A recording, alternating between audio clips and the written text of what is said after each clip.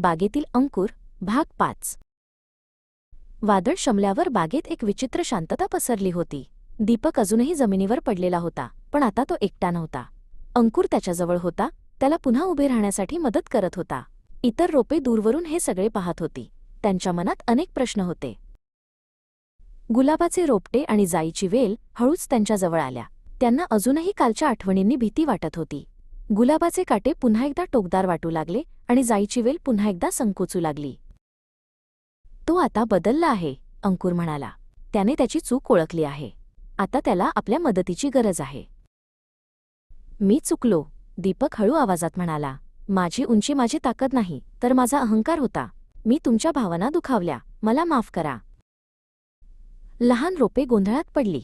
त्यांनी ज्याला सर्वात शक्तिशाली मानले होते, तो आता इतका नम्र कसा झाला होता? त्यांच्यासाठी हे मोठेपणाचे लक्षण नव्हते, तर कमकुवतपणाचे होते. खरी ताकद उंचीत नसते, अंकुरने त्यांना समजावले. खरी ताकद आपली चूक मान्य करण्यात आणि पुन्हा उभे राहण्यात असते. दीपक आता अधिक मजबूत झाला आहे, कारण त्याने त्याचा अहंकार सोडला आहे. गुलाबाचे रोपटे आणि जाईच्या वेलीने पुढे येऊन दीपकला आधार दिला. गुलाबाच्या काट्यांनी आता त्याला दुखावले नाही, आणि जाईच्या वेलीने त्याला प्रेमाने वेढून घेतले. एका लहान रोपट्याने विचारले, तो पुन्हा पडणार नाही ना? त्यांच्या मनात अजूनही अविश्वासाची भावना होती.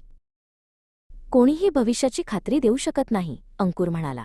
पण आपण एकत्र राहून एक मजबूत बाग तयार करू शकतो. एकमेकांवर विश्वास ठेवूनच आपण प्रत्येक वादळाचा सामना करू शकतो. बागेत आता एक नवीन अध्याय सुरू झाला होता. दीपक हळूहळू बरा होत होता, त्याच्या नवीन मित्रांच्या मदतीने. सगळ्यांना कळले की खरी ताकद फक्त उंचीत नाही, तर एकमेकांवर विश्वास ठेवण्यात आणि एकत्र राहण्यात आहे.